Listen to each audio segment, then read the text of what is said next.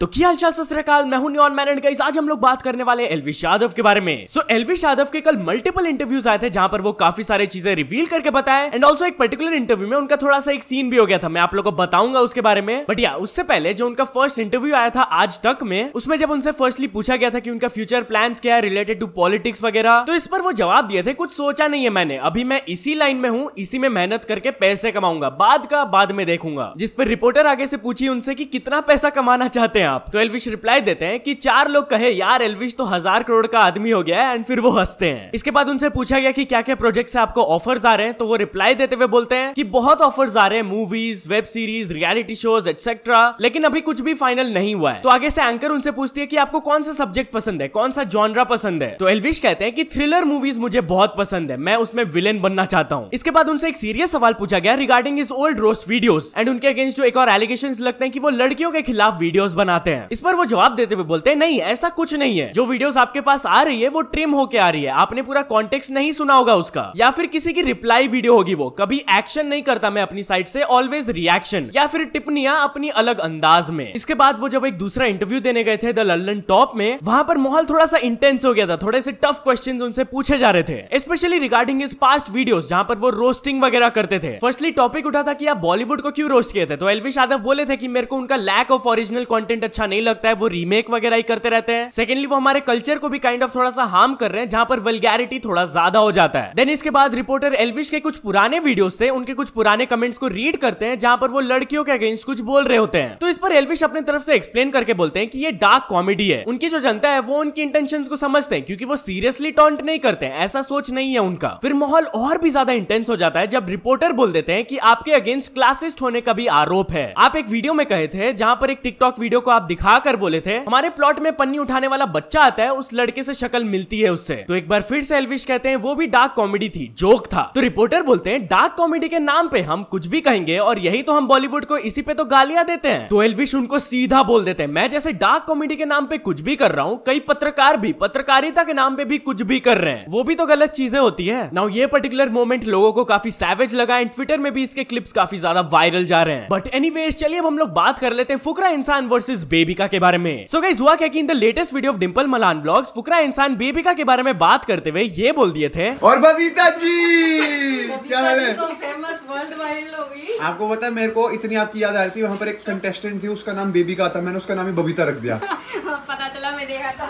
मैं जब भी चाहूँ मेरे को मिलती मैं बोलता बबीता जी, वो कहती कौन है बबीता जी, मैंने कहा बबीता जी कोई, मैं सब क्या बताऊँ, मैं बबीता जी की याद आ रही है मुझे। मैंने देखी थी टीवी में। आप भी देख रहे थे क्या बिग बॉस? जिस पर रिएक्ट करते हुए बेबिका भी अपने इंस्टाग्राम में ये वीडियो अपलोड कर दी। अभिषेक कैसे हैं आप? आपने शो देखा? आपकी बहुत याद आई, यहाँ पर आप मेरे वॉचमैन है बिल्डिंग के, बहुत बहुत याद आई आप। तो वहाँ पे एक कंटेस्टेंट था पता है, उसका भी नाम आप ही की तरह था शो में, तो फिर आपकी कमी महसूस नहीं हुई जब वही आसपास था? तो फुकरा इंसान भी इस वीडियो को देखकर नीचे कमेंट किए वाह जी वाह काफी फनी हो गया बेबिका जी, जिस पर बेबिका भी कही ना जी ना आपसे ज्यादा फनी नहीं था। By the way talking about बेबिका, तो एल्विश यादव भी बेबिका के ऊपर थोड़ा सा बात किए। बेसिकली बिग बॉस के दौरान एल्विश और बेबिका के बीच में कॉन्वर्सेशन हुआ था रिगार्डिंग कार्स एंड वहां पर बेबिका बोल रही थी कि मेरे को ऐसे लो वाले कार्स पसंद नहीं है, थोड़े जो बड़े होते हैं लाइक रेंज रोवर, फॉर्च्यूनर, मेरे को वो ज्यादा पसंद है। अब एल्विश यादव के पास तो ये सब कार्स भी है बट उस टाइम वो ज्यादा कुछ बोले नहीं, अंदर ही अंदर कुछ सोच लिए होंगे। तो इसके रिगार्डिंग जब एल्विश यादव के फ्रेंड ने एक सवाल पूछा तब उन्होंने ये रिप्लाई दिया। वो कह रहे थे ना मेरे को वो नीची गाड़ी का आदत नहीं है, आपके मेरे को तो बड़ी बड़ी गाड़ी का आदत है, इसकी जी वैगन, फॉर्च्यूनर, तो आपके दिमाग में चल क्या रहा था? मेरे दिमाग में चल रहा था यार बहुत अच्छी आदत है यार इसकी ना यार, हम तो गरीब आदमी भाई साहब, हम इन चीज़ों से बहुत दूर हैं। देखो गाड़ी भी कौन सी चला रहे हैं हम तो अजीब अजीब सी, घोड़ा छपरा इस पर घोड़ा छपरा, बताओ साढ़े घोड़सवारी कर रहे हैं साढ़े, गाड़ी भी ना हम। ऑल्सो एल्विश यादव अपने लेटेस्ट व्लॉग में दिखाया कि आफ्टर बिग बॉस उनका मनीषा के साथ फर्स्ट टाइम बात हुआ एंड मनीषा लिटरली सेम है यार, आप उनका कॉन्वर्सेशन सुन लो। अरे मैं नहाने जा रहा था यार, एकदम परफेक्ट टाइम पे कॉल आया, मैं से बिजी जी और आप तो हमको भूल ही गए यार, ऐसा कौन करता नहीं यार उस दिन मैंने मैसेज करे थे तेरे को सबसे पहली बार। 1 महीने का मेरा प्यार, मेरा एतवार सब भूल गए आप। इतना जल्दी लोग बदलता है यार, विनर बनने के बाद इतना पिछवाड़ा में भाव बढ़ जाता है लोगों का। ओह माय गॉड यार तू मेरे को डांट रही है यार, तू यहाँ का चक्कर नहीं लगा रही, तू कह रही थी मैं दिल्ली आऊंगी। हाँ तुम प्यार से बुलाइए ना तो सारा जाएगी, हम लंदन पहुंच जाएंगे, बस आप बुलाइए।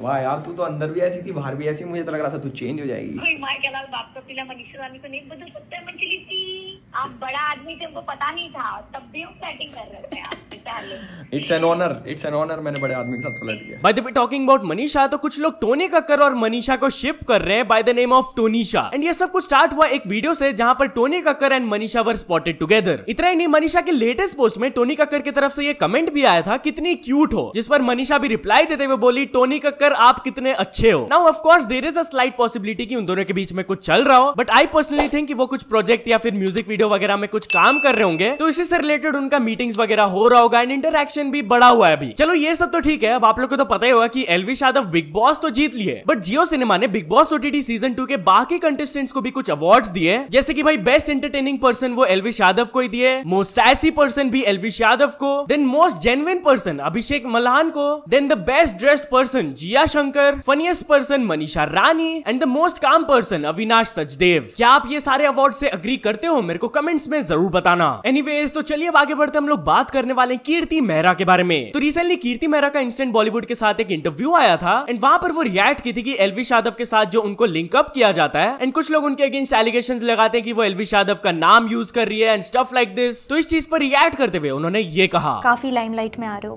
Because you been linked with Elvish. कहीं ना कहीं वो चीज अफेक्ट होती है, कुछ लोग ये भी कह रहे हैं कि आप वो फेम ले रहे हो, आप वो लाइमलाइट ले रहे हो। नई वाली ऑडियंस ही बोल रही है ये सब चीजें, तो स्टार्टिंग से फॉलो कर रही है, उनको पता है कि मैं इस इंडस्ट्री में 2016 से हूँ। इंटरव्यूज में पहले भी दे रही थी, मैं अभी भी दे रही हूँ, पर सबको मेरे को लग रहा है दिक्कत मुझसे कि मैं क्यों दे रही हूँ या मैं क्यों आके बोल रही हूँ या फिर इतने टाइम तक क्यों नहीं कुछ बोली। तो चलिए आगे बढ़ते हम लोग बात करने वाले हैं सौरव जोशी के बारे में। तो कुछ लोग सौरव जोशी को बोलते हैं कि वो पीयूष को व्यूज के लिए यूज करते हैं। तो इस चीज के ऊपर जवाब देते हुए सौरव जोशी अपने रीसेंट व्लॉग में ये कहे, देखो काफी लोग बोलते हैं कि पीयूष की वजह से चैनल चलता है, पीयूष की वजह से वीडियो चलती है। पीयूष की लाइफ भी तो सुधरी है ना, पीयूष अच्छे स्कूल में जाने लगे। ऐसा तो है नहीं कि मैं अपने लिए सब कुछ करता हूँ, मैं अपने लिए सब कुछ लेता हूँ, मैं तो पूरी फैमिली के लिए, पीयूष के लिए, कुनाली के लिए। तो अगर पीयूष की चल भी रहा है तो पीयूष के लिए बढ़िया है, कुनाली के लिए बढ़िया है, पूरी फैमिली के लिए बढ़िया है। ऐसे नहीं कि ओनली मैं ही मजे लेता रहता हूँ, मैं ही घूमता रहता हूँ, मैं पूरी फैमिली से अलग रहता हूँ। तो चलिए आगे बढ़ते हम लोग बात करने वाले UK07 राइडर के बारे में। तो UK07 राइडर एक बहुत ही बढ़िया इनिशिएटिव लिए, जहाँ गाइस वो बताया कि वो अपने मर्चेंडाइज के थ्रू कितना कमाए एंड उस कमाई से वो अपने सब्सक्राइबर्स वगैरह का हेल्प करना चाहते हैं इन देयर बिजनेस इन्वेस्टमेंट्स। आप खुद सुन लीजिए कि एग्जैक्टली उनका प्लान क्या है। मर्च से मैं आपको बताता हूँ, हम लोगों ने ऑलमोस्ट 30-35 लाख रुपीस कमाए थे। बहुत सारा पैसा ऑलरेडी डोनेट भी कर दिया था। हम लोग मर्ज से 20 लाख रुपीस, जिन लोगों को भी जरूरत है अपने यूट्यूब चैनल शुरू करने के लिए, अपना हॉस्पिटल शुरू करने के लिए, अपना कोई बिजनेस स्टार्ट करने के लिए, हम लोग ऐसे 20 लोग फाइनल आउट करने वाले हैं।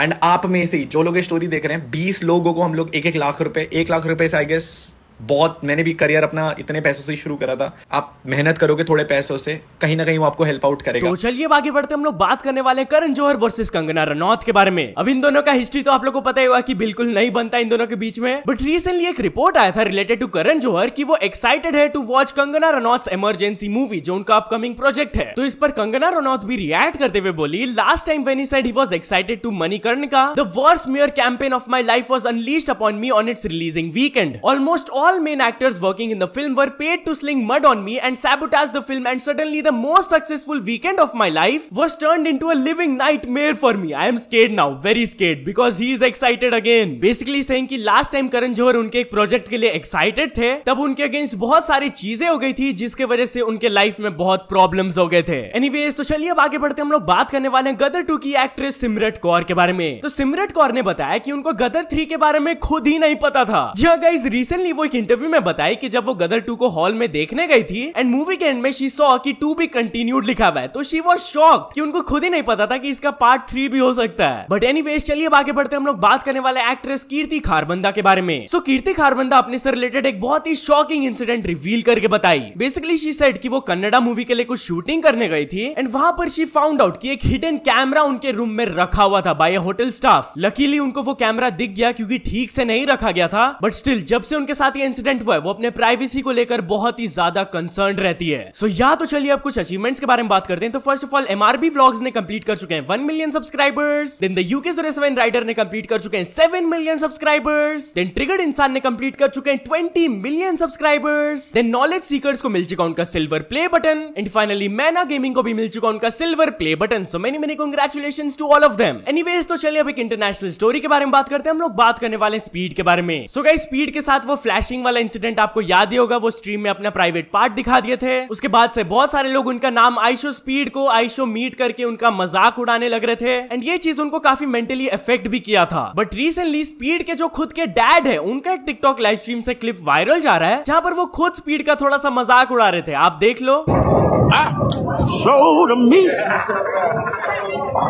You can't believe it. So इस क्लिप को देखकर कुछ लोग बोल रहे हैं कि काफी कूल डैड है, उनको कोई प्रॉब्लम नहीं हुआ इससे। But on an another hand कुछ लोगों को ये चीज खराब भी लगा कि उनके खुद के डैड ही मजाक उड़ा रहे हैं। मतलब ये इंसिडेंट उनके बेटे का मेंटल हेल्थ को अफेक्ट किया और वो खुद मस्ती कर रहे हैं। चलो एनीवेज दोस्तों, आज की वीडियो के लिए बस इतना ही। अगर आपको ये वीडियो थोड़ा सा भी पसंद आया हो तो लाइक कर देना। चैनल को अभी तक सब्सक्राइब नहीं किया हो तो जल्दी से जल्दी सब्सक्राइब भी कर लेना। न्यूज सबमिशन का लिंक डिस्क्रिप्शन में, वहां से जाके आप कुछ न्यूज भेजोगे तो आपको क्रेडिट्स में मिल सकता है मेरे डिस्क्रिप्शन में। सो ऐसे सपोर्ट करते रहना। मिलते हैं नेक्स्ट वीडियो में। Till then bye bye.